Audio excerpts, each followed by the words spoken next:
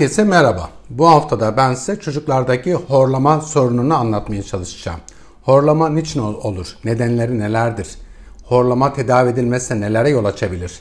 Bunları anlatmaya çalışacağım. Arkadaşlar horlama nasıl oluşuyor? Genellikle çocuklarda üst solunum yollarında burunda bir darlık neticesinde oluşur. Bu darlık neticesinde burundan yeterli hava akımı giremez, zorlukla geçer. Bu zorluğa bağlı arka damakta, yumuşak dilde ve etraftaki yumuşak dokularda bir titreşim oluşur ve horlama oluşur. Ve horlama çocuklarda genellikle bir burunda tıkanıklığı, üst solunum yollarında bir tıkanıklığı gösterir. Ve çocuklarda %12 oranında horlama görüyoruz. Peki horlamanın nedenleri nelerdir? En sık neden arkadaşlar böyle gripal durumlarda, nezle gibi durumlarda, üşütmelerde horlamayı geçici görürüz hastalık anında. Ama bir çocuk hasta olmadan normalde de horluyorsa altta muhakkak bir sorun vardır. Bu sorunlar içerisinde en sık olanı geniz eti. 6 aylıktan büyük bebeklerde görüyoruz. İkinci sık neden bademciklerin büyük olması. Üçüncüsü arkadaşlar alerjik rinit. Diğeri ise aşırı şişman olan çocuklarda boyun kısmının çok yağlı olmasıyla bu solunum yollarına baskısıyla horlamayı görebiliyoruz. Peki horlama nelere yol açar? Arkadaşlar en önemlisi insan vücudunun boy ve kilo gelişimi için yeterli bir hava, oksijen çekmek zorundadır. Bu çocuklarda bu solunum yollarındaki tıkanıklık nedeniyle yeterli oksijen, hava girmediği için bu çocukların boy ve kilo gelişimi geri planda kalır. Bir bahçenizi düşünün. Bahçeye yeterli bir miktarda su girmediğini düşünün.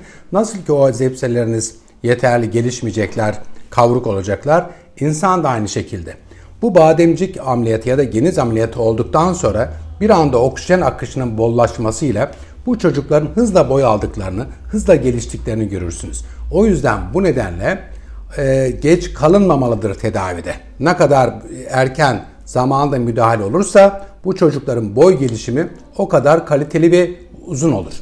Diğer arkadaşlar horlama ileri boyutta olursa apne gelişiyor. Yani gece solunum durması.